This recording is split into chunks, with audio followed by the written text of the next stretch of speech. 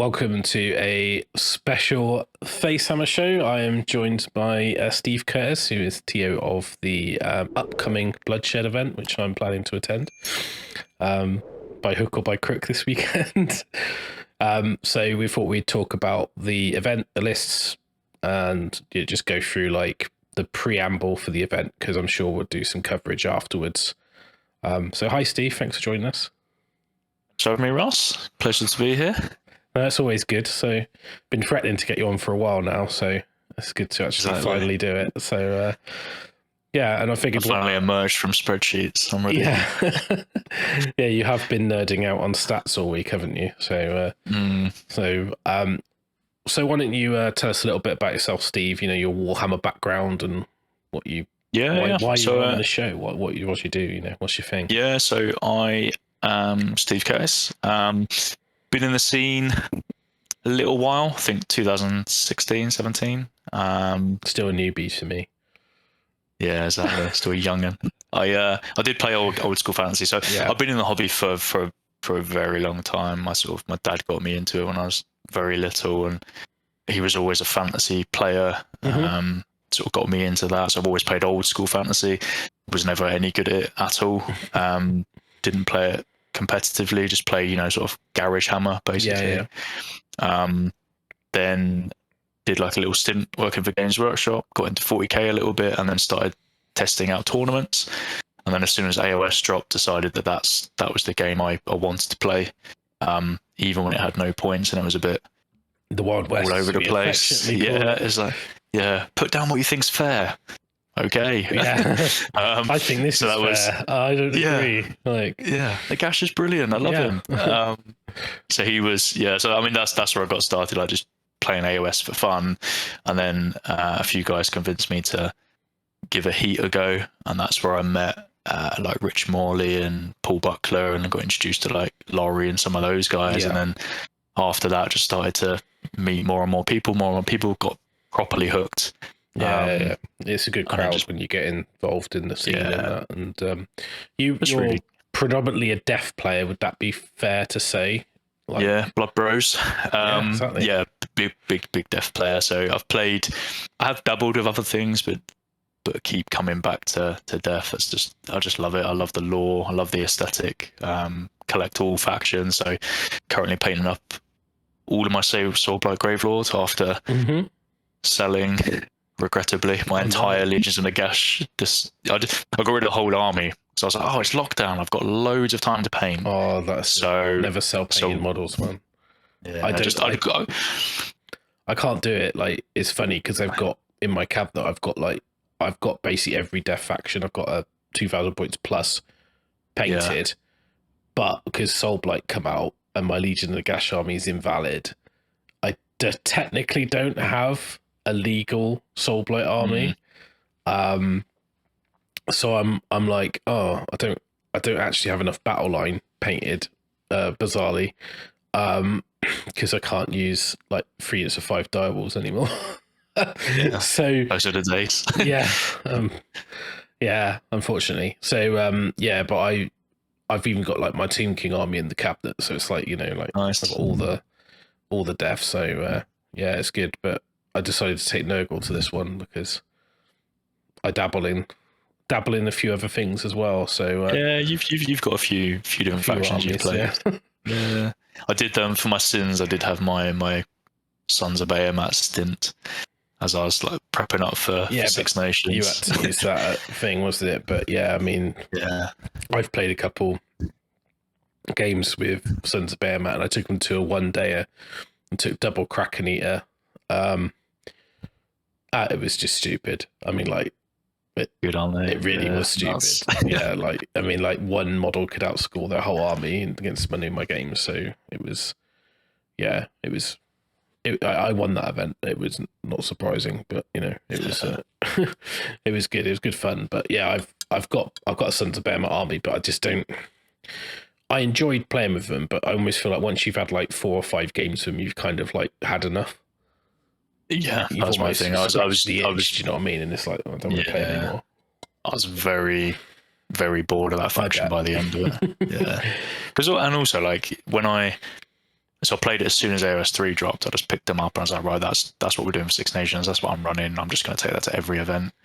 And the first few events is that people were still getting to grips with AOS 3, and people hadn't really worked things out, and Suns were just crazy. And then over the season, I think I played them for 7 or 8 months, and then by the time you get to the tournaments at the end, dragons are out. People have teched against Suns. So you go into that game, you either win massively or you just get tabled in 2 turns. It's like, well, I enjoy sort of a check on them to a bit, and then because you just get faster and more crusher killer mega, and then it's.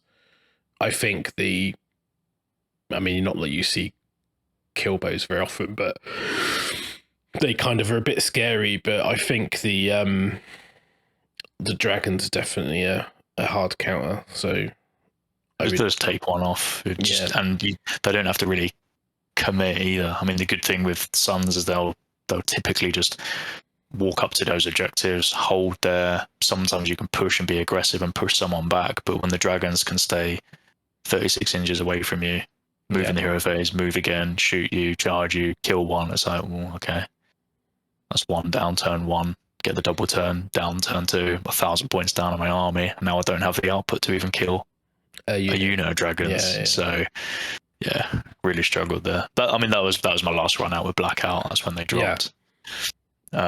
But I've been painting my Soul Blood all the way through. I've been trying to get them done, and the reason I wanted to start my army again is A, the new models are amazing. Yeah, they are. Yeah. B, I wanted to take my paint into another level. So I just spent ages painting all these things up, converted a zombie mega gargant. Finally got them to an event as well. Took them to a Git Mob game in 1 day, which was awesome. Won some painting awards, which I'm super chuffed with. But yeah, that's my thing. But now, I'm having a baby in April, so well, congratulations. I'm taking thank you. Taking a hiatus, tournament hiatus. So that's my first and only event for Soulbite for some time, I think. Yeah, and you'll find out that you won't have any time to paint anything for a while. Yeah. So you have to get yourself before.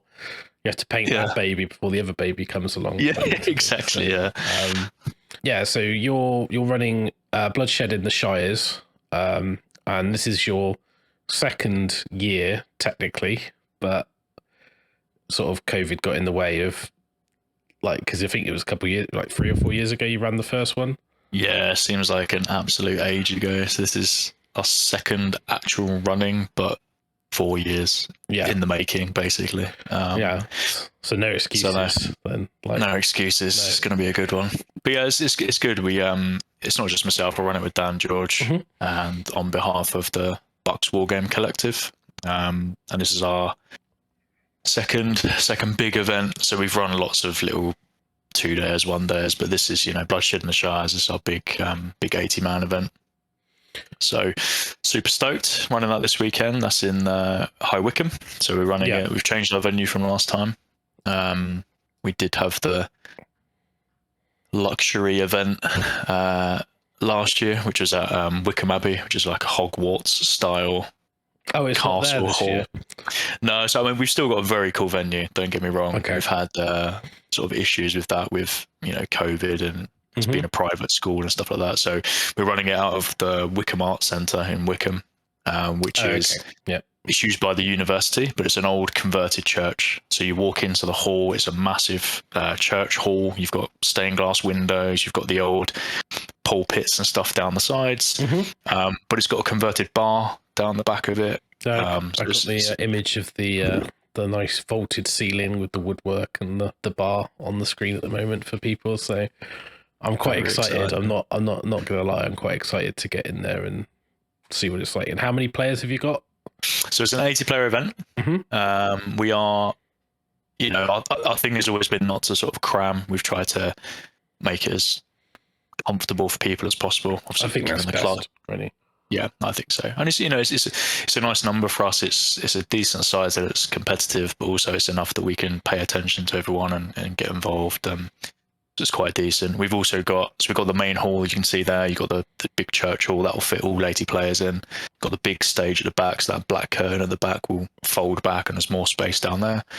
And then also outside we've got a second building as well, which is like our common room and bar. So there's like sofas and stuff in there. You've got a running bar and everything right into the evening on Saturday. So that's cool. I'm not looking forward to that. It'd be nice just to have a few bevies and chat and catch up with people I've not seen for a while. Because obviously it's been a bit of tournamenting's been a bit weird over the last couple of years, or not. Yeah, it's been a long time. I was looking through the player list, and though I've seen a few of you or chatted online to a few people, and I've gone to a couple of little ones, I think this is the first major where all of these people are here. It's all the faces you would normally expect at a big UK major, which is great. Yeah, the field looks super competitive. Like, looking at it, I was looking going, wow, it's a bit of a shark pit, this one.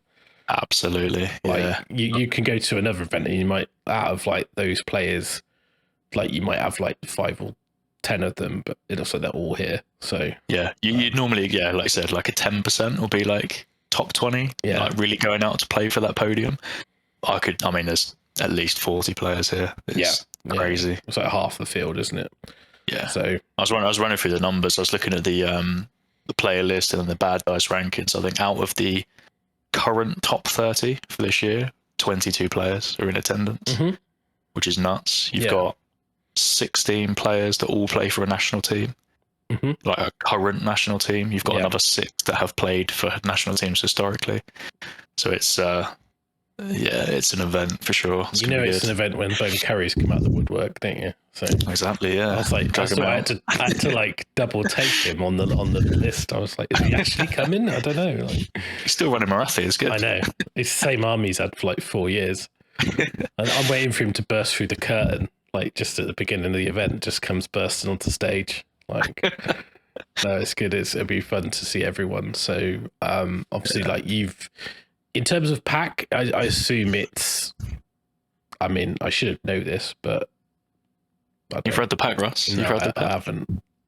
We can run through it now. So I mean, it's pretty. Anyone that's been to one of my events before, me and Dan just like to run the event that we would like to attend. So it's pretty standard. There's no sort of super comp.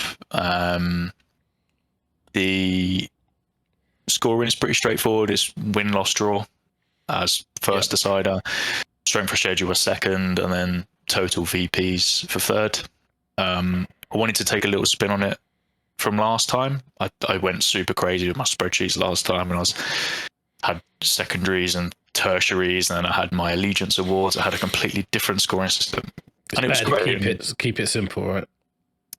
Got to keep it simple, yeah. Especially when you got to do the admin, because I found that at FaceHammer, because you helped me with the pack and stuff on that, and that was a bit clunky because I wrote the pack before deciding to use the software, and it didn't really marry up, and then it was it was a nightmare. Yeah. So when you're under the cosh, it's kind of like, you got to turn the round around. It's like, oh god, So you need something simple. And battle plans, you've kind of announced the battle plans, but there's a choice of 2. Yeah, so I didn't want to leave it completely random. Even though I think there's only 2 battle plans that are missing from that list. Which are the 2 that no one wants to play, right? So I can't remember the name of them, but it's you auto win by turn 3. The old Blood and Glory. Which I think is the first mission. First Blood, is it? Oh no, that is no, I don't know. No, First Blood's a different one, but I know the one you're talking about. It's the four objectives, and you auto win by turn 3. Not a fan of that. And the hero mission, which I just don't think leads to fun games at all. So my personal opinion is I don't want to play those 2, so I'm not going to make anyone else. So I just dropped them out of the pack. So all of the other ones are there. We have pre-decided what scenarios we're running, so I know which of those 5 rounds are actually being played out of the 10. But I've just not announced it. However, on day 1, there will be a handout on every single table, and it will just list out your 5 scenarios for the weekend. So it's a secret for list submission, and it's a secret up until the day. But then on the day, you'll just have all 5 up front. It lets people plan.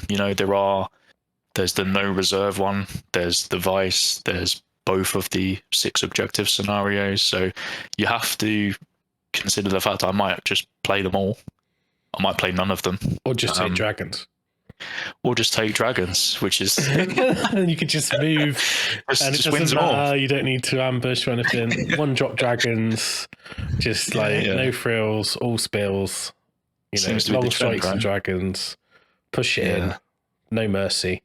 It's like the Cobra Kai of Age of Sigmar at the moment. It's like no mercy, dragons. Yeah. You can win any scenario if there's nothing left to face. Well, if right? you've killed it all on turn one, then it doesn't matter, does it? So. Exactly. Big brain play. Well, speaking of which, I'm sure there's lots of Bearmet players out there as well. Yeah, it's a good turnout for them actually. I think if you look over the last few events and stuff, they were starting to dwindle, but between the dragons and the gargants, it's going to be a pretty rough ride for people. I think my list is going to really struggle.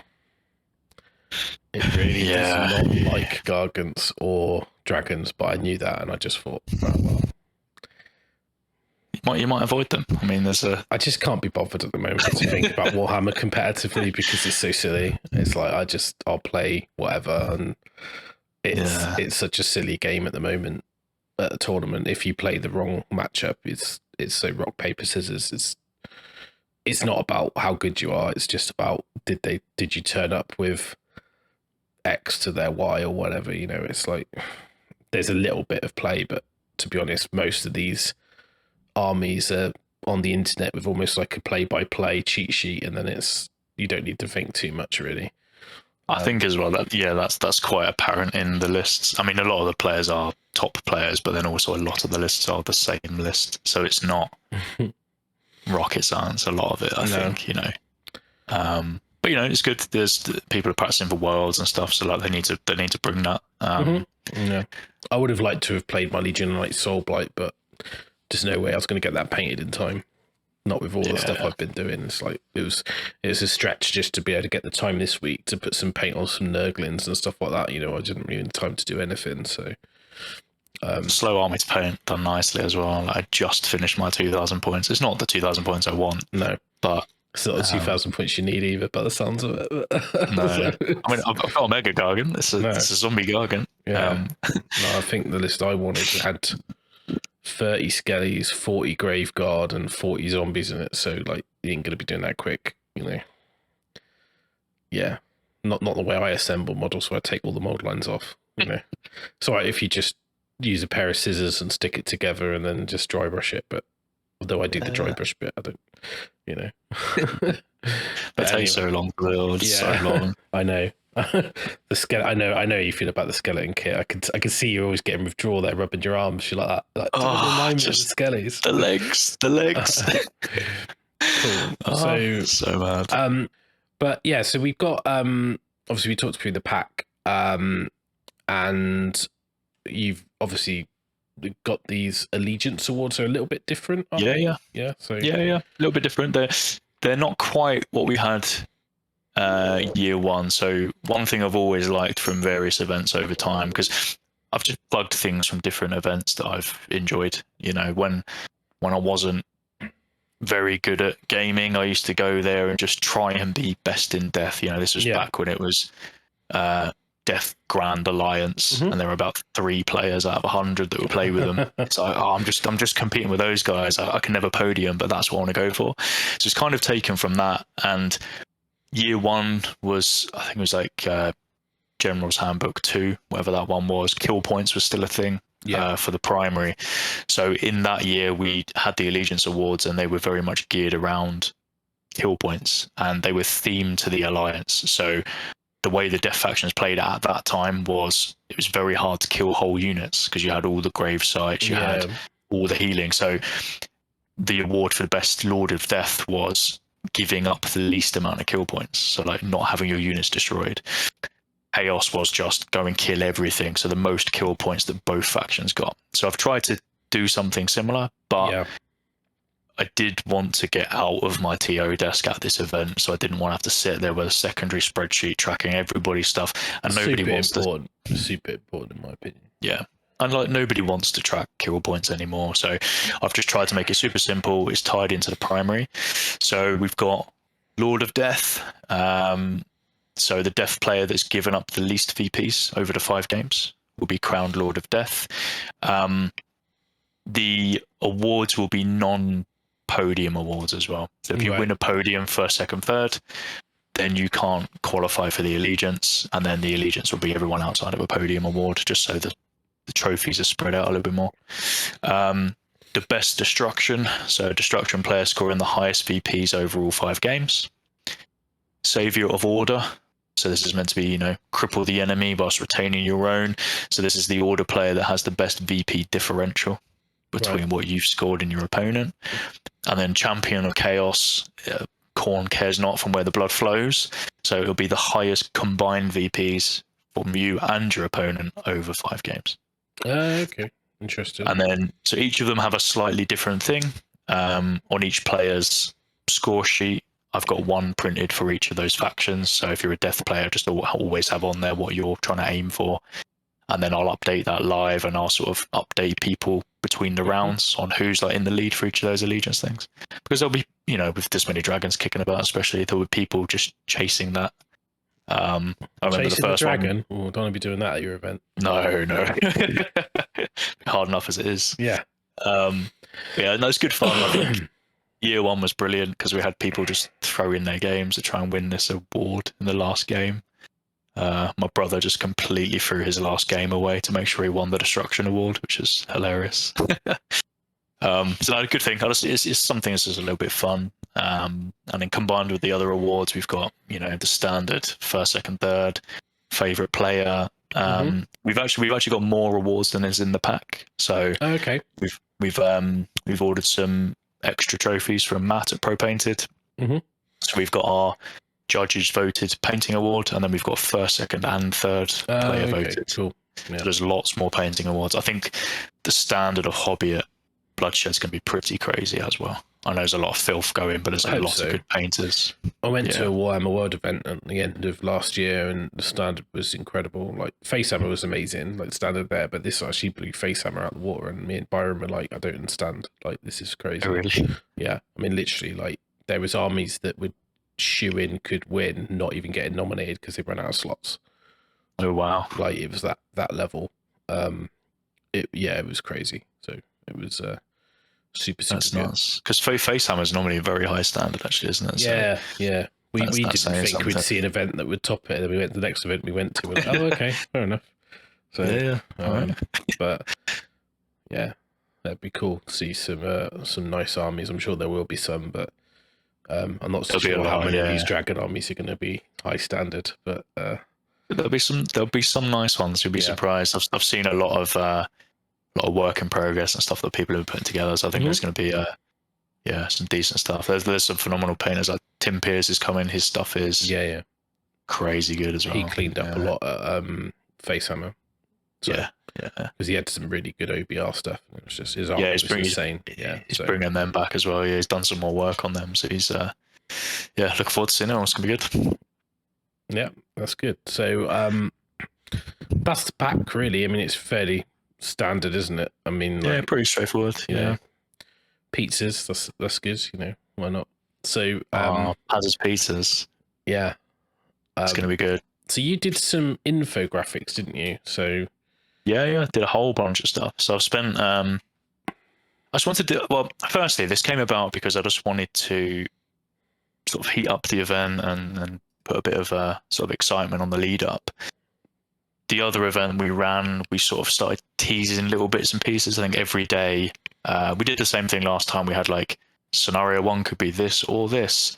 And then every day we sort of released what it was. Like round 1, we're playing this, or round 2, we're playing this. I thought, actually, I can up this again. And as we were checking all the lists, I mean, checking through lists for a tournament, it makes it fun. Hard work. That's what I used to do at South Coast. I used to have a little, I mean, not quite as tech. It was just, I had a bit of paper with hash marks with certain units, and I'll just mark it and count as I'm doing the list. And I just did tweets out. That was going back about like 7 or 8 years or whatever it was. We started doing like South Coast sort of hype up stuff. So yeah, I know the feeling. But when you're marking lists, it adds a level of interest because you're looking for stuff, and it kind of makes you engage a little bit more because it is a very boring process. So it is, yeah. And to be honest, I just wanted to see where things lie. Like I mean, as soon as I started checking the list, I was like, oh, there's some dragons. Oh, there's some more dragons. So it started off with me just counting dragons, to be honest, as you do. And then as it developed out, I was like, oh, actually, no, there's more interesting stuff here. Like, there's some trends. I was like, right, that's it. I'm full spreadsheeting this. And yeah, the spreadsheet I've got is pretty mad. It's like, 35 columns or so on each list. What have they taken? How many drops are they? What battalions have they taken? What artifacts have they taken? What's the average points? How many allegiances have we got? So yeah, I just threw these together. These are kind of like my highlight points. So you can run through them if you want. Yeah. So you've got 80 players, but 55 lists were submitted. 24 hours from the deadline. Yeah. 1 out of 80 missed the deadline. Ooh, naughty. Boom. And 35 needed some tweaks. So yeah. So a lot of these sort of the 35 that needed tweaks are, some of them are legit, like you've missed a thing or you haven't selected your general or whatever it is. So we did have to throw a load of them back. Or something like that. Yeah, exactly. And then some of them were for the stats. Like, so to be fair, I think like 5 of those 35 didn't put a triumph on, but they were 2,000 points on the dot. So they were like, well, I'm never going to get one, so what's the point? I'm like, can you please add one? Because I want to do some like stats. So I pinged like 5 of them back for that. But yeah, I would have ruined your stats because I just picked the worst one because I'm never going to get it. Yeah, that's fine. Yeah. So I picked the Battle Shock one. Yeah, I know. Yeah. And I was like, never going to use it anyway. So there's not many of them at all. Yeah, I think you're one of 3 that put that on there. Yeah, just for a joke, really. Like, thanks, stat ruiner. Yeah, that's me. But no, that's good. The annoying thing was all of these stats were meant to be done like much sooner. I planned my whole Sunday to be free so I can go through all this, and then when 55 lists turned up on the last day, I was like, yeah, I'm just not going to get time to go through all these now. So that's how it works, isn't it? People leave it to the last minute. So way it goes. So 18.75% Stormcast. Yeah, it's a lot. So there's what's the exact count on that? So we've got 15 out of 80 lists of Stormcast, which is a lot. So that's a big percentage. When there's so many factions, that's a lot, right? So yeah, Magakin up next. They've got 7. Or is it 8? They've must be 8. It's 10%. According to this, it is 10%. Good maths. Yeah, I can do that. That's maths I can do in my head. Yeah, so I see. Yeah, so there's 7 Soul Blight, 7 Suns, 6 Seraphon, and 6 Cities lists. So that's a lot. The Soul Blight one surprises me a little. Yeah, same. So we got some diehards actually. So so you got Owen Jackson, who's recently made a switch over from OBR. But like Mark, because OBR suck with Nagash, right? So. Yeah. So we got like Mark Padden. Just plays Soul Blight exclusively. He's one of our Bucks guys, and he's like been playing with his Via Cross lists for ages, so he was definitely going to bring those. Christian Moore always pretty much plays Soul Blight. Chris Green and Gabrielle, they're both playing. Max Saul didn't expect that one at all. So Max is from South London. He's the one that done that amazing Bellacore on the Warhammer community site. Yeah, so he's taken a lot of zombies. And Sebastian De Monte from South London as well. That's quite a surprising one because he doesn't normally play Soul Blight. So I guess there's a few people that sort of picked those up over. And out of the 11.3% death factions, that's predominantly Soul Blight, right? Because there's got 1 OBR, 1 Nighthaunt. Yeah. The Nighthaunt list run by Michael Browning that's got Nagash in it. So okay. It's Nagash and ghosts rather than Nagash and zombies.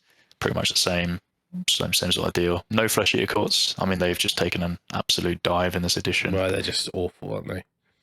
I know someone out watching this is going to talk about Bill Sousa and all that. I know that they some people have made them before, but they're in a bad spot right now. So yeah, they are. They struggle. Even Bill had the Mega Gargant in that list. Do you know what I mean? It's not pure. No, of course. Yeah, pure flesh eaters. So they're just they're a very, very CP hungry list, and all of your command points need to be used in the combat phase, which means you can't do them all. Yeah. So they do struggle a little bit, and I think I've written a list with Nagash and I was gonna say Nagash. Yeah, Nagash and you realise they're crap. So yeah, a Terror Geist with a 4 ward. So it's like maybe, but it's wholly dependent on you getting that spell off on him. But yeah, clutch him really. Yeah. So Death of the least represented faction, which brings a tear to my as eyes. Yeah. As always, destruction and chaos, and then obviously your order nearly almost make up 50% of the field. 41% is massive, and then 15 of them being stormcast is pretty crazy actually. I found it interesting that 25% of the field have got a 1-drop army. Yeah, and most of them are order factions. Yeah, of course, because they can probably fit them without any concession. Whereas I found that, like, as soon as you want 2 monstrous heroes, like even like with Nurgle, like you take like Horticulus, and suddenly he's a 10 wound hero, so you can't do it in the 1-drop because you've got 2 commanders because you're going to need to great and clean one. But I think it depends on your army, but I think like Iron Jaws probably want to have Warlord, so yeah. I don't know. That was the combination. So most of the Iron Jaws lists had both Warlord and Hunters. Yeah. Which is like that was a really common combo actually, because that was the other thing I've broken down, like which armies have the battalions and also which battalions are typically taken in combo. So almost every single person that ran Warlord also had Hunters, which was interesting. Well, why wouldn't you? Well, exactly. Yeah, if you go in high drops, you just go super high drops, right? Yeah. But of all of the 1-drops, you got 21 drops. 9 of them are Stormcast. 4 of them are Cities of Sigmar. 2 of them are Lumineth. 1 of them's not really a shooting list, but they're all predominantly shooting lists. To be honest, you got all 4 of those Cities of Sigmar lists have either got Fulminators in living cities that can come off the board. You got 30 Iron Drakes or 30 crossbows. You got 9 Stormcast 1-drops. Nearly all of them feature Vanguard Raptors. Yeah, why wouldn't you? Yeah, exactly. You've got Phil Marshall's got a really interesting. Well, it's not really interesting. It's Archaon and Slaves, hosted the Ever-Chosen, but he's got lots of what the pre-game move. Cultist guys. Untamed Beasts. Untamed Beast, yeah. So he's going 1-drop to basically push out and try and shield himself against all the shooting lists. Shame they got a 30-inch range, isn't it? Yeah, exactly. Yeah, I'm not sure that's going to work. Ricky's going 1-drop with. Yeah, Ricky's going 1-drop with one of the only 2 Skaven lists. He's got 12 Storm Fiends. I'm just going to roll loads of 5+s and ruin their day. I don't care. Just tank it. Just tank it. Yeah. Just roll my fatties out and roll 5s. And go, my go now. Let me limp across the table at you. The Nurgle lists vary quite a lot actually. You've got I'd like to see the breakdown two drops. The sub factions, like how many are Befouling, how many are Blessed Sons, how many are Droning Guard, how many are. I've got that for you. So you got 1, 2, 3, 4. So of the 8, you've got 5 Befouling Host. Yeah, be the most popular one in my opinion. 2 Drowned Men, and then 1 Droning Guard, which is yours. Yeah. So low. And the drops vary quite a lot as well, to be fair. So like I'm 8, Benjamin's, yours is 8, second highest. Benjamin's is 14. And then you've got 2 Beast of Nurgle, I assume. Yeah, just Beast of Nurgle spam. And then you've got 2 2-drops. But like Tuggy, so Lee K is bringing 2 battle regiments, and he's just spammed beasts. So he's just got like Beast of Nurgles everywhere, but they're in battle reg, so they're it's a 2-drop. Nuts. No, it wasn't quite my what I wanted to do, to be honest. I'm a little bit more old school of what I had painted, and I thought, well, I'll just take what I've got. And yeah, how many Maggot Lords do you have? Do you know that stat? I'll be well impressed if you counted that. I didn't count that. I was going to say. I was waiting for you to just start throwing random shit at you, like, Yeah. How many? Every war scroll on every list. What's the most popular universal artifact? I'm going to go with Wizard Hat. Let's go. So we've got, it is definitely Arcane Tome. And I'll tell you how many we've got. We've got, so there's a lot. 35 Arcane Tomes in 80 lists, which is pretty mad. And the what was really interesting though is like the massive drop off of amulets. So there's only 8 amulets taken. Well, it's dropped to a 6 up, isn't it, from a 5? So yeah, 4 of those 8 are with Sons. Sons of Behemoth, yeah. The other, there's 3 of them that are with War Clans. So they're all on War Crushers, basically. And then 1 on Slaves to the Darkness, which is interesting. only a couple of Manticore vials, but they're all on Suns, as you'd imagine. Yeah. And surprisingly, no Seed of Rebirth. So it's the only artifact that's not taken a single time in 80 lists. Yeah. But yeah, 35 Arcane Tomes is pretty nuts. I think it's when you can take the double stomp with Suns, you get so many artifacts, you actually can start taking some of those fringe ones where a lot of other armies never get anywhere near that. Yeah. So yeah, and Suns can take like 4 quite easily for all of their big dudes. So. Does every Nurgle list have a Wither Stave? That's what I want to know. Not every one of them, actually. I think there was 4 out of 8. Oh, okay, 50%. Not as much surprised, as you think. Yeah. A little surprised, yeah. Lots of Master of Magicry, actually. That's command traits. I think almost essential. Yeah, I think it was 50% again. I think it was like 4 out of 8. Yeah, I've definitely got that. Said that. Yeah, it's you need the casting. So, interesting to say that the average points is 1985, and 21 lists are exactly 2000. Obviously, like one of those trailblazers is myself. Yeah. So, yeah. Unfortunately, if I had spare points, it would be nice, but I just don't.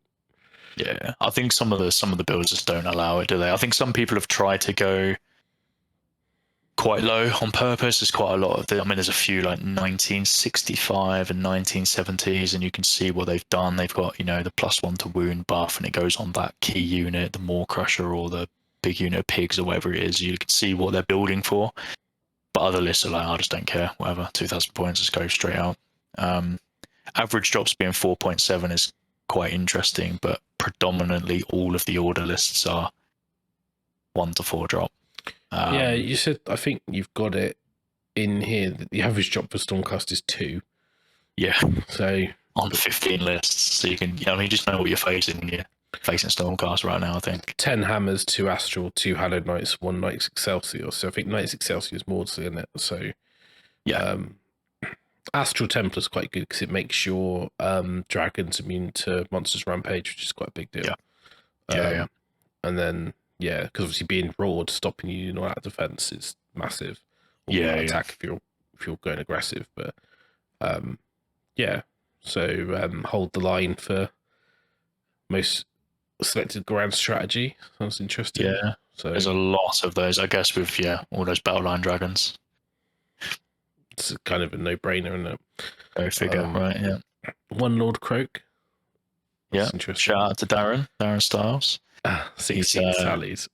16 Sallies, yeah, that's a lot. Just over 6 lists as well. So I didn't count Basties, but I think there was. I think average list, right? Yeah, it's like 1.5. So like most of the lists had 2. Yeah. Yeah, pretty scary. 6 drops on average though, so. Most of the time you're going to be out dropping the Seraphon, but it doesn't really matter, to be honest, with the teleports and everything else. Pretty scary, so they're one to watch for sure. Cities of Sigmar, lots of bridges, lots of 2 drops, lots of Fulminators. I think more Fulminators are in the cities list than there were in the Stormcast lists. But there's also a whole bunch of dragons in there as well. So yeah, pretty terrifying, to be fair, between those 2. Yeah, and only 2 Daughters of Cain, which really surprised me. Yeah, they're still solid. Like they're still a solid faction. So obviously it's been teased they're getting a new battle tome soon. So they seem like the army that seems to get the book every time, and they just always seem to be really good and last. They just stay good for all the times. They never like have their moment and then become rubbish. They're always good. They've just been solid, haven't they? Yeah. So. I know Curry's only running out is Marafi, isn't he? So that's only one other. Yeah. And Mike Wilson is playing them as well. Right, okay. So he's been playing them a little while, so no, interesting. 2 Lumineth, so Laurie and John both running Techless. Laurie's got no Sentinels though, so it's all Wardens, all combat. Pretty scary list that actually. Yeah. I anyone who plays Lumineth though, I don't give any like. Yeah, no, just no. I'm glad there's not loads of them. So. Yeah. So you've done some like stats for each, like so you've done like Chaos. I mean, we covered some of this already, but like you've got like Nurgle's the most popular, and then there's like 4 Slaves, 2 Legion, 3 Bellicor, a Soul Grinder. I actually quite like the Soul Grinder in Yeah, that's Slanesh, pretty good. but Yeah, Ben's running that. Then you've Full on, got One Beast mad. of Chaos, which is that Liam Jordan? Liam Jordan, yeah. And the White Dwarf update's not legal, right?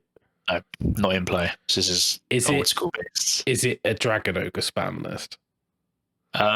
There's a couple. Let's have a look. Should we have? Well, it's got to be, right? Because the points drop. I remember he's got Not Liam Jordan. There we go. So no, it's not. So it's quite an interesting list actually. It looks fairly mixed. So you got Demon Prince of Khorne's been allied in. Mm-hmm. 1 Dragon Ogre Shagoth, 2 Bray Shaman, 1 unit of 3 Dragon Ogres. Yeah. Tengor, lots of Centaur, some Bulgor, a couple of Cockatrice, and double Gorgon. So interesting. It's a bit of a mixed, it's a bit of a mixed list. I don't know how he's going to get on with that. I mean, he's got some nice stuff in there. You've got some tech pieces. You've got Untamed Beast, so they can pre-game move. You've got. It's interesting because Liam's a very solid player, so like he plays a good game, you know, like so.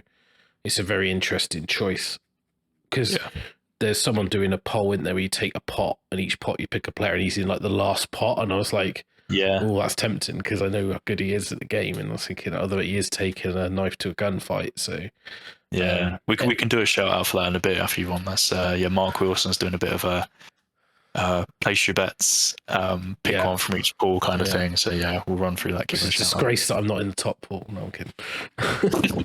It's purely based on. I'm just kidding. I don't care. No, I the problem is I don't appear on a lot of the stats stuff in a favourable way because I kind of just been dossing about and swapping armies. Exactly. Yeah, and it's just based on current season, I think, anyway. So there's not really been loads of events, but. So yes, that's the chaos stuff. No Slanesh, not really surprised about that. 2 allied Gargants though, both in the chaos faction, which I thought was quite interesting. So shout out to Miles who's running not only a mega Gargant, but he's running it in Blades of Khorne, which is brilliant. The -1 to hit thing from it is actually really good in chaos. So I was like talking to that with Byron. We were talking about the Beast show. I think there's still something there, but even in Slanesh with the War Stomper, because -1 to hit is like really useful. I really rate them. Like I think in certain chaos factions and I think in the death factions as well, they just offer that. Like being able to hit the Gatebreaker in death factions is brilliant. So I've been playing one on my list for a few months now, and it's solid. Like you just don't have access to that speed and mortal wound output and rend 3. How many Nagash are there? Have you got that stat? How many Nagashes? There is 2 Nagash, and that's only 2. One in Obion, one in Nighthaunt. One in Nighthaunt, so Michael's. No, sorry, none in OBR. So Owen's running it in Soulblight with just lots of zombies, and then Michael's running it in Nighthaunt. Renegade.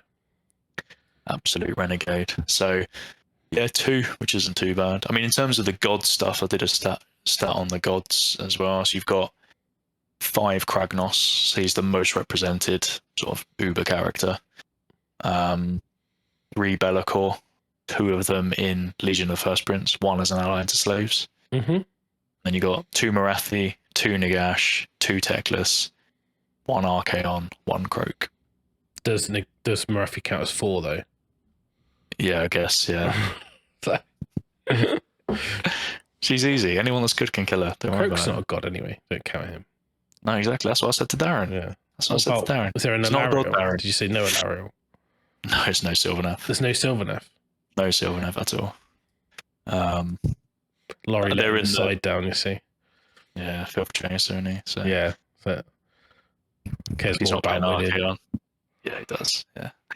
Should there be a time when suddenly they become good again and he'll be like, I've always played Sylvaneth, you know? I've always been a Sylvaneth at heart, except when they're not very good, then I'll play Archaon. Or I'll change it again. It's fine.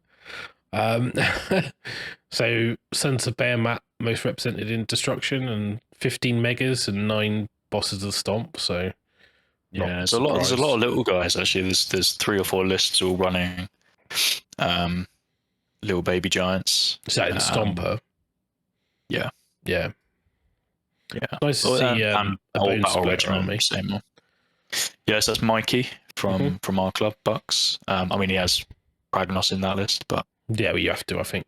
yeah. So Same with Gits. either Gits that has or got rogue Pragnos. idols, you need something. Because if you just had boys, it's a bit there. But Yeah. I know Mikey's been playing them for ages. We've played them pretty heavily in AOS 2. Then he had a bit of a drop off, so he missed all of the start of AOS 3, and then we jumped back in. He's like, I just want to play them. I know they're not in a great spot, but I just want to play them. So fair play to him. He stuck to it. I know my mate James, I'm traveling with, has got Big War, so nice. Yeah, so it'd be interesting. And you got one Gloom Spite. Yeah, one Gloom Spite Git. Lots of trogs and a craggy. So that's Stu Hodges bringing that. So it's just lots of trogs. The trog boss himself, and then Craggy as well. So yeah, Craggy's kicking about everywhere. He's pretty scary actually, isn't he? So and endless spells wise, like Endless Life Swarm is the most selected, which I'm a bit surprised at. It's in 9 lists, yeah. I didn't know whether there was going to be, because I think in AOS, at the end of AOS 2, endless spells were pretty key. I think almost every list had 1 or 2 or as many as they could fit in. So I was interested more to see like how many spells were taken across the board. So there's 32 endless spells across 80 lists. All of the city lists could have 3 in each list, right? So potentially it's like 240. Yeah, so it's quite a low spell. Yeah, it's pretty low because there's, I think as well, like most of the cities lists have 2 or 3, and then the Tzeentch list has 2, and then the spells. It tends to be the magic based armies have 2 or 3 of them if they can. Most people just don't take them, so it's interesting. The ones that are taken, you've got Life Swarm 9 times, Portals 7 times. Obviously, 2 of them are in the Lumineth builds. Bridge is 5 times. I like the fact you said, like, how do you deliver your stand and shoot, guys? I'm doing it with Plague Bearers. Like, yeah, shoot. Yeah, exception to the rule. Exactly. All other bridges in cities. Am I the only Nurgle player with Bridge? Yeah. Oh, okay, interesting. Like, yeah, which is interesting. I've played a couple practice games with Life Swarm, and it's okay, but I just found that sometimes you just need to get up the table quicker. Like you just need to be able to deliver the unit where you need it. And it just doesn't move, does it? I mean, it's resilient as all hell. So once it's there, yeah, no, it's good. It's interesting. And then Burning Head, I think, was just in there because it was fairly cheap. Yeah, it's cheap, isn't it? It just fills in some of those slots. You have a look at those lists, and they don't really have much else they can buy. So unless they restructure their units, that's just a plug-in one there. And then the old meme, shoot the heroes, just 2 palisades. Yeah, it's it's quite a useful one for, I guess, techless lists using that. I guess would be one of them, I'd assume. Pretty sure. One sec, let me have a look. I do have access to that. And I'm just skimming these infographics a bit because I'll link them and you can just look at them yourselves. So you've got the good, the bad, and the ugly shooting. So Salamander's number 1, and then Vanguard, Raptors, Crossbows as crutches. We have 15 War Scroll selections, 45 90 bolts every hero phase. Nice. It's mad, isn't it? Yeah. So I've done this on like most selected shooting units based on a single War Scroll selection. Bolt Boys at 36. That's because what is it? 2 Crawl Boys? Or 2 lists. Yeah, that's a lot of Bolt 2 Boys. lists, 36 Bolt Boys. Yeah. Wow. Unfortunately, the way the list is structured, that you kind of get forced into big yellows and Bolt Boys. So because of the gut ripper tax is too high. Iron Drakes. So yeah, I've heard about these through the bridge with their guns. And it's literally just two blocks of 30 and 2 cities lists. I'm assuming this is Ricky May. Yeah. In solo Storm Fiend. Yeah. That's cool. Yeah. 2 6s. That's pretty nice. So it's kind of what you would expect. I guess you wouldn't expect the Storm Fiends traditionally, or Bolt Boys. I just love the fact they're in one list. Is it in one list? So like 12 Storm Fiends. Yeah. Is it Yeah, one, he's taken it's 2 one. blocks It's of just 6. one list though, right? So Yeah, one they've list. made the Yeah. top 5, but only from one army list. That's amazing. Yeah. I thought I'd throw them in there. I could have plugged something else in there that was rubbish. I mean, there's 3 or 4 crossbow things. I think Stormbees was joined with something, but that's a cooler stat, right? Yeah. So yeah, the shooting ones are quite scary. I mean, it's the Raptors and the Sallies. It's what everyone talks about. That's the thing that people are scared of. There's a lot of them. And then to go with those Raptors is the Stormdrake Guard at number 1, 72 models, 82 dragons at the event. 82 dragons, yeah. Across 3 factions. So they're in Stormcast, Cities, and Seraphon.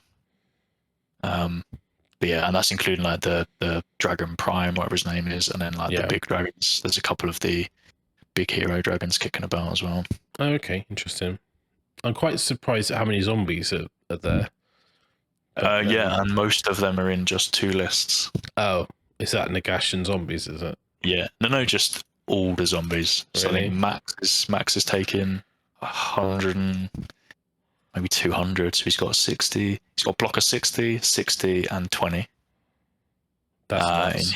In his list, and then Sebastian is running a 60, a 60, a 20, a 20, and a 20 with Gorslav.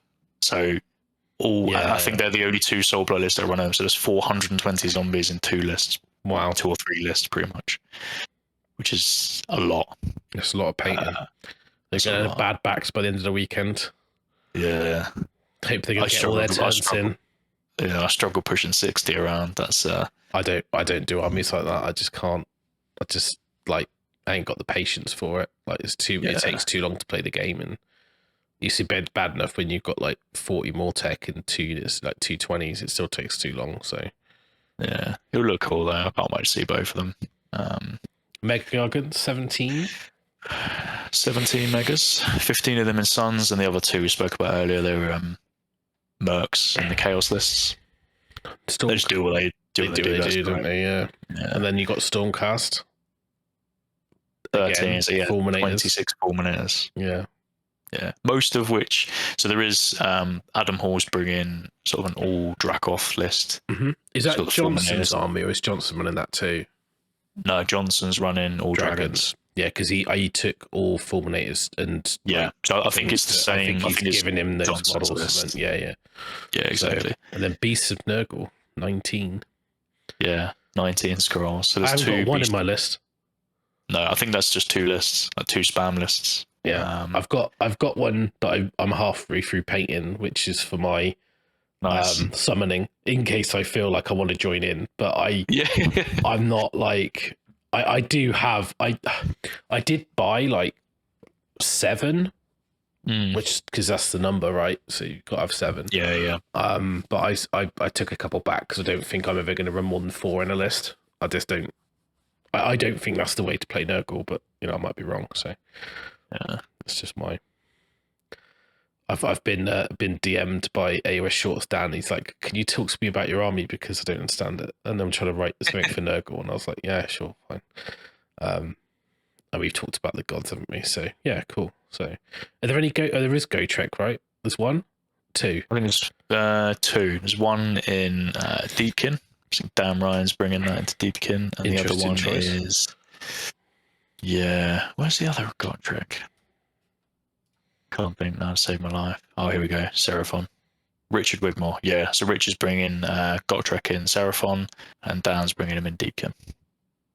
Fair. Which is interesting. So he's in Hunters in Richard's list. I hate the fact that he could go in Hunters because he's not technically a hero, but just brilliant. He's not a leader, is he? He doesn't have the leader keyword, but he's still got the hero keyword. It's just so dumb. It's like, that doesn't make any sense to me. So you've got you're running it on tabletop TO. Tabletop TO. So that'll be anyone can follow that. So it's just if you're on there, you can just search Bloodshed in the Shires 2022.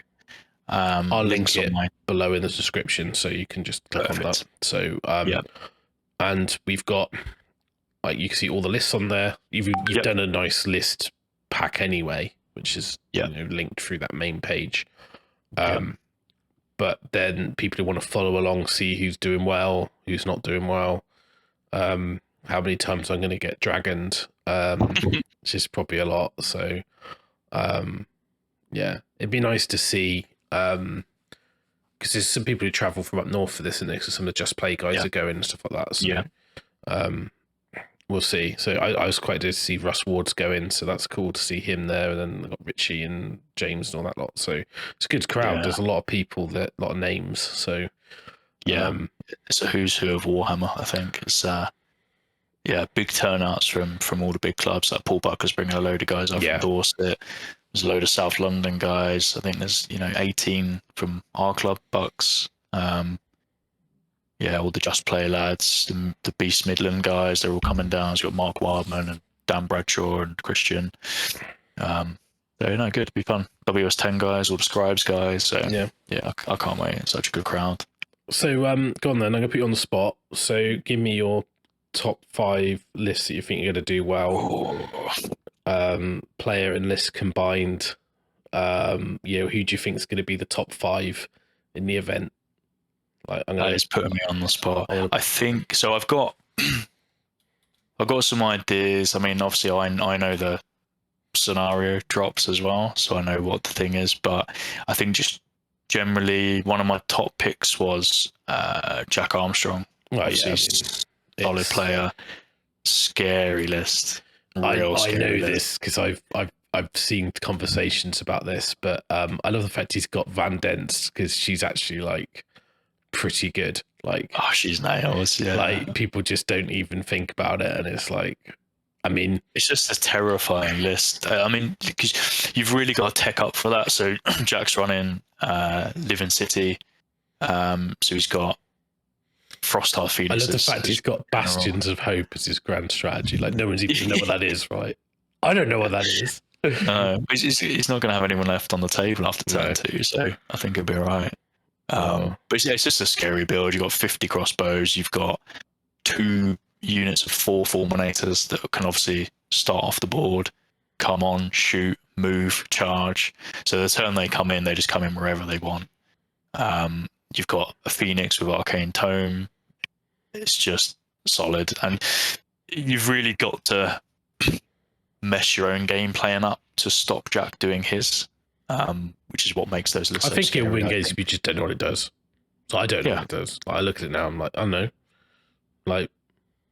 What's it do? I've never played it. I've never seen some of these units on the table for a long time. So do the crossbowmen have some special thing where they can shoot you as you come in or something like that? Or was that? So they got the retinue thing, is it? The unleash hell thing. Yeah. So they can unleash hell without having to spend a CP. Fine, but I think they stand still, they get to shoot twice. They're just a solid unit to sit there. He's got effectively, the way I see Jack playing that is you've got 30 crossbows as your bulk. You screen them out with the 210s. If you come anywhere near those units, you're just going to get twanged with 60 crossbow shots. Then having the 8 fulminators come on from any board edge and be able to shoot, move, and charge for a CP just means you're just not going to be able to screen those. So they can still move when they come on. Yeah. Is that with a, you said with a CP? Is that a? So it's the Living City. So they come on from any board edge outside of 9 as normal, and they've got a 10-inch breath attack. But if they make a shooting attack and there's a hero within 12 of them, they can immediately then move. So they basically come on. They shoot their Dracoff breath attacks, which is just an auto D3 mortal wounds. And then as long as there's a hero there, they then get to move 10 inches, so they're 3 inches away from whoever they want to then charge. And is that you can only do one unit like that though, right? One unit can do that, yeah. So he can just do that on turn 1 and kill out whatever he wants to kill. Assuming the crossbows clear the screens. If he can kill, right? If he can kill. I think it'll be a good list. I think he'll come unstuck. I think he'll struggle against 1-drop dragons. If he loses that roll off, potentially. You can say that about any army though, right? Oh yeah. I'm intentionally not going to pick a dragon list. I know they're stupidly strong. We can talk about one though, because it'd be interesting to talk about one. Because when we talk about one, we almost talk about all of them, right? Yeah, I mean, some of them are different. So I think Because there's some, I guess, there's some with Bastion. There's some with like without long strikes that are just dragons. There's some with long strikes and things like that. So yeah. So who's got my favourite Stormcast list? Maudsley. Yeah, I think Maws's is pretty good. You might know more about the tome than I do. No, Maws's is not dragons. No, Maws's is interesting, but it's that's not what dragons. I said. Like you said Yeah, favorite Stormcast list. So I said, yeah, it's still very good. It's nice Excelsior, Rector, Imperatant, Castellan, 10 Protectors, 3 Annihilators, 3 Annihilators, 3 Annihilators, 6 Vanguard Raptors in a battle regiment with Thunderbolt Volley, obviously. Yeah. It's pretty scary. Right? His list is really good, and I think it will catch people out. Because I think he's almost like meta in the fact that people are taking the list that he took to another event to win, which is the one with the long strikes and the dragons, and so I think he's almost meta in his own meta, which is a good place to be in. Yeah. So, but anyway, so, like, I wouldn't know how to play against that, to be honest with you, with my Soul Blight. Just blob up, like, no, you just set your army in a blob, don't you? And then you lose your heroes and you hope you can come back, basically. What you do, you don't have much choice, do you? So no. So what's your Stormcast one that you were talking about then? So I think Craig Namvar's is probably, I've heard about this. I don't know why. Strongest to me. Goddess. Yeah, Goddess. So it's Goddess Steel, Lord Castellan, Lord of Relicta, High Priest. So he's so reroll prayers or +1 to his prayer. Yeah, I think it's the reroll or plus. It's the one that makes the translocate basically almost not failing. Yeah, basically. Yeah, it's like a 2-1 with a reroll 1 or something. Yeah. He's got translocate, and he's also got Arcane Tome with Celestial Blades on there as well. 3x5 Indictors, 6 Vanguard Raptors, obviously with Thunderbolt Volley, and then 4 Storm Drake Guard. It's interesting, but I don't think it's. I don't know. I don't really rate the Hallowed Knight version. It's got, I guess it's a little bit more survivable than the others. You just want it to be good, don't you? Yeah. I don't know. Yeah, I think that they're all marginally different, but they're all the same thing, basically. So you're picking out. So if you're Jack at the moment, Tom. So Jack, so I guess we could do. I've got 4 lists that I've kind of selected as part of like Mark Wilson's little pool thing. So do you want to chat through that, and we can pick through that? So yeah, we can do. Yeah. So Mark Wilson, anyone that's on Twitter, you've still got a chance to do it. I guess when this show goes out, Bloodshed wouldn't have started yet. So if you follow at Warboss Wilson on Twitter, we're basically doing. It was something I kind of wanted to do something with a charity for Bloodshed anyway. Run out of time. Mark Wilson offered to do this. Yeah, which is good fun. So basically, what it is he's divided the 80 Bloodshed players into 4 pools based on their current rankings. So pool 1 has the top 20, then the second 20. Adjusted it by faction as well, from what he said. Yeah, so it's spread a little bit. So he's effectively tried to spread the players as evenly as he can within brackets. And the way it works is a bit of a sort of a charity raffle. So everyone will pay £2 to enter their guesses. You get to select your player from each pool to see who you think would finish highest in each pool. And then 50% of the proceeds will go to charity and 50% of the proceeds will go to the winner. The charity we're doing that for is my wife works at the John Radcliffe pediatric unit, so she's a peds nurse. So it's a children's charity for the hospital. So good cause, obviously. So based on that, my 4 choices, so Jack Armstrong from pool 1. Same as mine. It's the first one I've gone for. Pool 2, I've gone for Matt, Pro-Painted Matt, with his Sons of Bahamut. Mine's Ricky May. Okay, interesting. Or me. I think Ricky May, yeah. Ricky May or me. So like, all right. Yeah. No, I think pool 2 was one of my hardest ones, or pot 2. Yeah. That was my toughest choice, to be fair. But I just rate Sons. I think they're just such a solid. Which brings me on to my pick for pool 3, which I picked James Everly because he's been playing Sons He's been putting some reps in. Yeah, I played him at Gitmob. Right. Yeah, I guess he's running the Stomper, right? Because he was playing around with that. Yeah, 3-man Crusher Gargant Mob, 3-man Crusher Gargant Mob, Breaker Tribe though. But he's in Breaker. Yeah, so this is the same list I played at. I played him on table 1, game 3 at the Gitmob one day. So we were both playing to take out the event. Yeah, so he's been around the top. Yeah. He does well. He beat me. He beat me. Oh, Yeah, well, there you go. So he took me out. So yeah, no, he knows how to play that list. So yeah, strong choice. I went for Matt Ansell. Is the Dragon Spam list that I'm going for on there.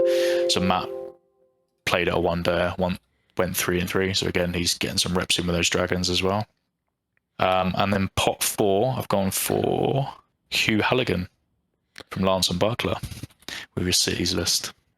Yeah, I would have gone James Box just because I know him. Yeah, and I know a lot.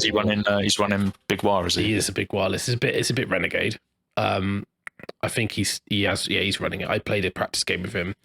So he's got a Megos and War Crusher, with fast and all the usual stuff. But he's got Arcane Tome on him with Flaming Weapon. Yeah, he's got that's cool. Gobsprak, a War Chanter, then 5 Arboys, 5 Brutes, 5 Brutes, then a Rogue Idol and 2 Killbows. That is left field, isn't it? It's actually 2 Killbows in a Grand Battery. That's brilliant. Yeah, but the fact that he's got the Rogue Idol, a Maw Crusher, and Godsprak, yeah, it's actually it gives him so many opportunities to do stuff like 2 unit monsters in your territory, and because you can do that with monsters and and then the War Chanter can buff the Rogue Idol, but it can also do the War Crusher, and so you've got some play around. So it's and obviously it's you could even make it move with the spell from Godsprak. So there's some real techiness to it. So he made a couple errors when he played me, but I think knowing that he's had that game, I think he'll do quite well. Out of that pool, I kind of thought, well, go with the devil, right? So yeah, for sure. Yeah, and there are some good players in there as well. I think just because it's based on maybe lack of ranking points as well. So there are some players in that field. I like James's list actually. That is a little bit out the box. He's even picked a Mortal Realm for old time's sake. I love that. I do that on my list now. Just Shaiish every time. Yeah. Shambon. Yeah. So I've gone for Hugh Halligan. So he's been playing cities a very long time. So he's gone for Hallow Heart from Akshi, obviously. He's got Hold the Line to keep his battle line alive. And then he's got Sorceress, Rune Lord, who's got Arcane Tome. He's got the Hurricanum, 30 Iron Drakes, 10 Dread Spears, 10 Dread Spears, 4 Storm Drake Guard, and 5 Revenants with the bridge. So we've got loads of teleport tricks. The bridge is going to go off. He's got mega cast on everything. He's got 4 dragons that just do dragon things. Double shots off the Iron Drakes when they drop in and teleport. He's a very methodical player, Hugh. He's got lots of reps. He loves his deployment spreadsheets and everything else. He's a 1-drop as well, so it's a pretty strong list. I hope he can hold it out and probably. I mean, it just sounds like it's solid. Yeah, it's beatable. It is definitely beatable if he gets his deployment wrong, misses the bridge setup, or throws a Storm Drake Guard away too early. He's in trouble because he's got nothing else in the list. If those dragons go down too quick, he's going to lose out there. But I haven't got high hopes for my army. It's Nurgle's a bit weird. When stuff's really cutting edge, I don't know if it's got the ability to stand up to it. So do you want to chat through your list? What are your thoughts? Yeah, I mean, we can do. I don't think it's that.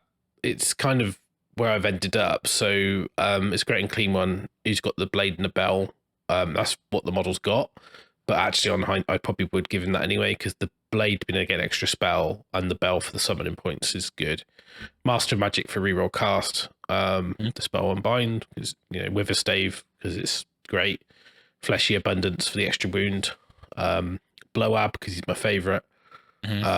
Gift of Disease on him, just because it's quite an important spell if you drop it early, because if you're not in range of his other spell, it's you know, it's quite good to do that and to get your disease points ticking. Bit of a weird choice. I've got a Scrivener, which I don't think many people would take in their army. Yeah. Purely because I'm probably going to put the Sloppity in and he's a target, and I found that if I put a Sloppity, they shoot him, he dies, and then I summon him anyway. So I should be able to summon him on turn 2 regardless. So I don't need him in my list. But I also want a small hero to unlock the Warlord Battalion. Yeah.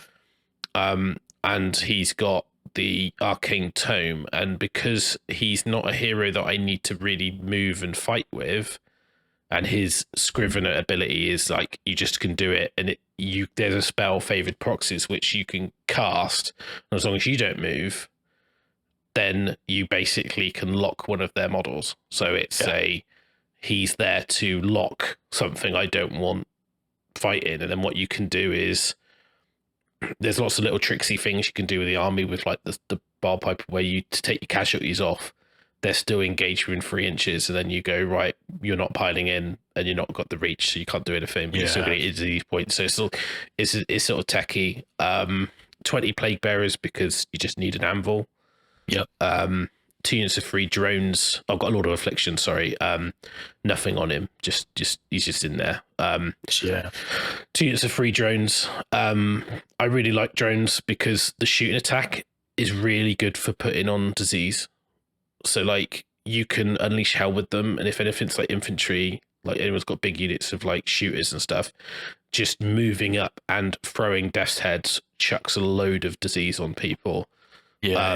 So it kind of, if they charge you with something alpha strikey, you can unleash hell just to put the disease points on them, knowing you're probably going to lose the majority of the unit, but you've still capped the disease out. They obviously, in Droning Guard, they're an extra -1 to hit on the turn they're set up, which is okay, but I'm not too bothered about that. They're battle line as well, so they're in Hunters along with the Plague Bearers, so no stompiness. A unit of Nurglings because 105 points is a really good unit. You know, allows me the Warlord as well, right?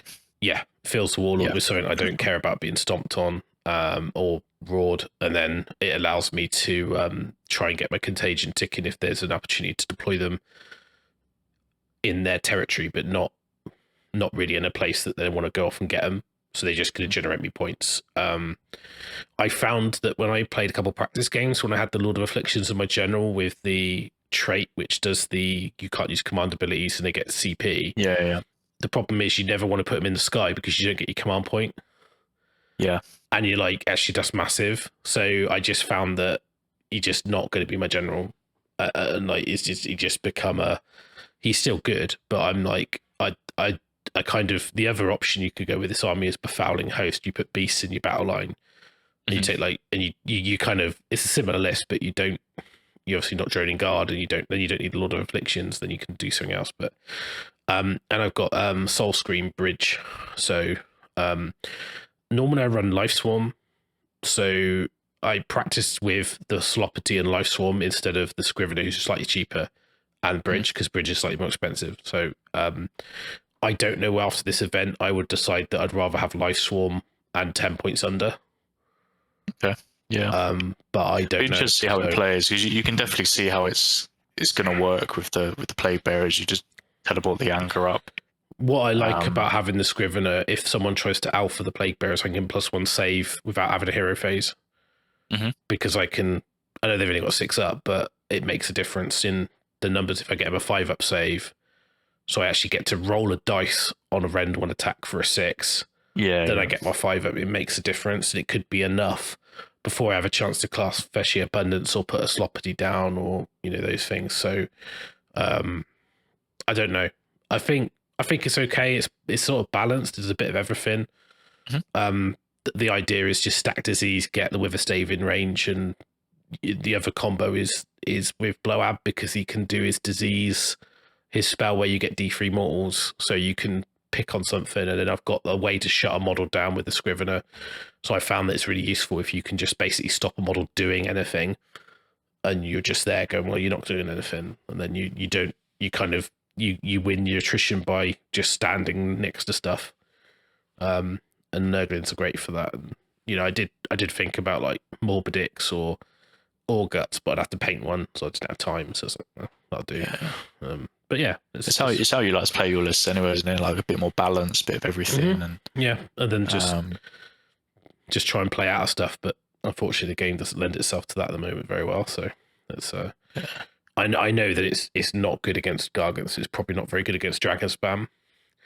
So knowing there's going to be a lot of it, I know it's not a brilliant list to take. But I'm like, well, I'm just going to take it and see, because I haven't played with it. It's all theory at this point. So I thought, well, I'll take my nice models. I'll give it a go and see what happens. I think it's like the percentage of dragon lists here is massive, but I don't know if that'll be an ongoing trend at events. It might just be coincidence. There's a lot of good players, a lot of worlds players. I don't know. Did you see the stat? We had it posted on Discord that basically since the dragons have come out, hammers of Sigmar have taken like Stormcast has basically been on every podium in every event. So personally, I think it will continue until GW do something about it.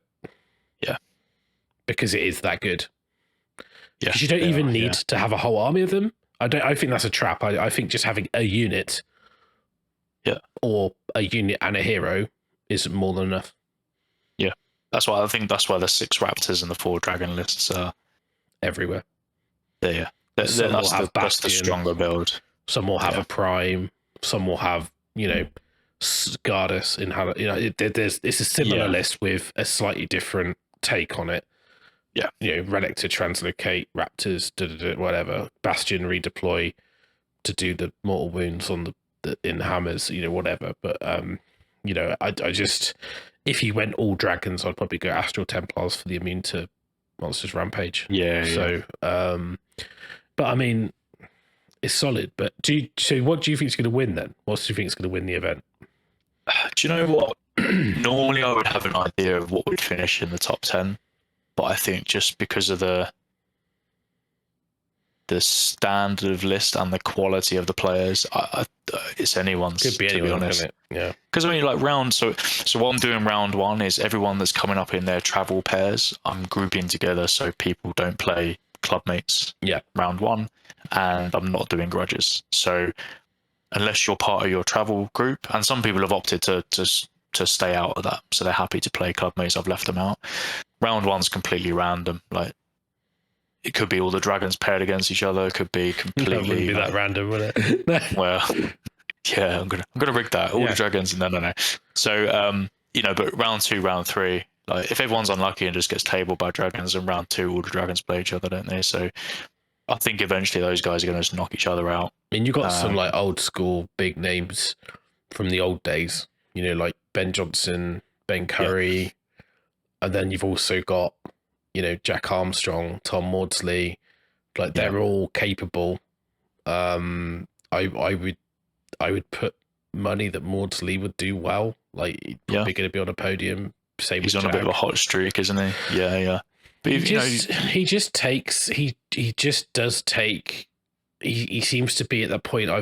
I know what it's like. I was there early in the AOS when you're ahead of the curve and you're just always taking the next thing that's going to beat the thing that other people are sort of struggling to catch up. You're sort of on the past the crest of the meta wave, so to speak. But a solid player. But I think there'll be some really interesting games where people like you get like 2 top players with cutting edge lists face off against each other, and there'll be small margins like priorities and things like that. So it could be anyone's. Especially later in the day. But I mean, there's so many names there that you could end up playing a table 1 player round 1, and there's some round 2 and round 3. Like it could just be that unlucky. And you get some newcomers as well, like even people like Mike Stewart with Seraphon. He's been doing solid, and he's on a hot streak, isn't he? Yeah, like I think Mike. I don't think Mike's dropped a tournament game in the last 6 events he's been to. Should have dropped one against me, but I made a mistake. So he's just cleaning up, and like he's tried and tested with that. So like Mike Stewart's up there in my top picks. I mean, Mark Wildman is a solid player. He's got a scary list. Like I said, Maudsley, Simon Weekly is just he's got such left field lists. Like his lists like just baffle me every time, but they're just I have like to look at this genius. now. What is it? Yeah, sure. Look at his list. Butchers of the Blessed I couldn't work out. So Simon Weekly, he's playing Slaves to Darkness with the spoilers. And you just look through it and you're just like, what? Yeah, Corn Demon Prince, another Demon Prince, another Demon Prince, 8 Iron Golems, Iron Golems, Iron Golems. Yeah, I mean, to be honest, Bellacore and Gronok. Yeah, I mean, you've got a lot of control of combat because you've got the Corn Demon Prince, and then you've got Bellacore for more control, and then you've got I think the Demon Prince always fight first. Yeah, all of them do. Yeah, so he's got what 1, 2, 3, 4. They heal because they're into spoilers. If you're general, you know, so. And Life Swarm. -1 to hit. He's got Life Swarm, Palisade, double. So it's like Warlord. a control. It's almost Legion of the First Prince, but not, isn't it? It's so close. We got the blade in there. Yeah, I mean and Iron Golems are just such a good. Oh, they're just solid, aren't they? Absolutely solid. He's named all these units though, so I can't get down. Can't take it seriously. No. Yeah. No, sorry. I think it's a ruse. I think it's a ruse. No, I mean, Simon, because he's Wales captain as well. Like he knows what he's doing. I think you've got some. I mean, Richie. I'd be watching Richie with Legion of the First Prince as well. That's like such a Richie list. Well, hopefully he can get his games finished. Yeah. I mean, Legion is a great army, you know. So there's Bradshaw's going, isn't he? Yeah, Bradshaw's list is solid as well. So he's playing Living Cities, I think. Yeah. Yeah. So it's similar to Jack's one in a way. It's the same, isn't it? So. Yeah. So was he? Just less crossbows, but he's got dragons instead of Fulminators. So 4 Fulminators, 4 dragons, Frostheart and Phoenix General, Duralia. So yeah, pretty much the same. I love the fact that everyone takes Duralia, but not like the other guy. Oh, her old dad or whatever. Yeah. It's just like, no, we don't want you. Just want her. Yeah. It's like the chick. It's fine. You know, because she's actually good. He's not. So. Yeah, exactly. It's just a shame. It's just weird. You don't have to take them as a pair. Yeah. Yeah. So, but no, it should be super interesting. I'm excited to see what comes out at the top and what happens. I'm just excited to go to an event and play Warhammer and drink beer and eat pizza, to be honest. But. I mean, yeah, that's the thing. Like, I think it's everyone that I would want to see at an event if I was playing at an event. So actually, running the thing and being able to catch up with everyone and see everyone is going to be good. So. I'm hoping I can actually like have enough game with my army because playing with Nurgle's really weird. It feels like you're playing Old Hammer and like you're playing a long game and it's grindy and stuff. But then like AOS nowadays is so much like alpha, wow, big explosions, you know. It's like it's like, you know, Need for Speed type, you know, like what is it, Fast and Furious, isn't it? Like it's like XXX Fast and Furious, like versus hang out of an aeroplane style, like race a submarine across an Arctic plane or some shit like that. It's Tokyo drifting around all the other armies. So it's just I don't know, maybe I've taken a knife to a gunfight, but we'll find out, will we? So yeah, I think the book's solid, and people sort of didn't think much of it when it dropped. But I mean, there's a lot of people taking them. It's just whether they fit into this meta yet or not. But yeah, we'll see. Like I said, I think if I was to call it, I would say on the podium you're going to have 2 Stormcast lists and a Seraphon would be my I wouldn't best. Disagree with you. You might get a cheeky Legion sneaking in there or something like that. Like Legion of First Prince or something like that. But I don't see it. I think it's going to be like, say, Living City / Stormcast / Seraphon. They're just too strong and they're too highly represented as well. That if they knock each other out, there's still going to be one there to take its place, right? Yeah, for sure. I could give you some 100% though. 100% won't see a Sylvaneth player on the podium or a Flesh Core army on the podium. And I'll go. I'll even 100% the OBR as well. I don't think you'll see them on the podium. No, who knows? That's nothing against Tim. I just don't think they're. I really want Ricky to do well, but I'm not sure. So, Skaven Stormfiend list is interesting, but don't know. These games go one way or the other, I think, won't they? If I end up playing Liam on like the mid-bottom tables, Beast versus Nurgle, it's going to be like, I'll be like, a whale of a time. Yeah. Yeah. 2018 again. I love it. Yeah, it will be like the old days. But no, it's cool. So yeah, well, thanks for. I think we just thought we'd talk through the list and the event and stuff, and give people an idea of what's going on, and introduce yourself. Yeah. And thanks for coming on. And I think we'll see how it goes at the weekend, and we'll do a follow-up show, and maybe you can get yourself back for that if you're up for that, to do a wrap up. Yeah, perfect. Yeah, I'm going to do a little bit of a digest and some more stats as well. So hopefully I'm going to see like who all the 5-0s were, the 4-1s, the 3-2s, see if I can break down, say how many dragons played each other round one. And then, that'd be good. So how many dragons died in the first? Like, it's a stat, isn't it? Like how every time you have a beer, this many dragons die or something like that. We're talking about about this week actually about having like spot prizes, like whoever kills the first dragon unit every round, we're just going to buy them a pint because there's so bloody many. Fortunately, it'll be another dragon unit doing it though. So yeah, probably. Yeah, it's like that. They'll match each other. Rain of fire, innit? I just expect you to be in like the big, like furry jacket with a battle axe, running in like. Oh man, it'd be good. Yeah, no, it'd be good. Look forward to seeing you, mate, on the weekend. And likewise. So hopefully everyone catches the coverage. I'm going to try and live tweet as much stuff as I can. So I was going to say, if people want to follow along, obviously you can look at TTO, but you're going to tweet stuff, and your handle is. My handle is at Fireborn Minis, but I think I'm going to tweet it out of the club Twitter, which is at Bucks Wargame. Okay. So we'll do it out of that. I'll give a shout out as well to Matt Ansell, who's just set up the Madman Gaming podcast. Yep. So he's attending. I'm doing a show with him. Well, I would have already done it, I guess, when this is out.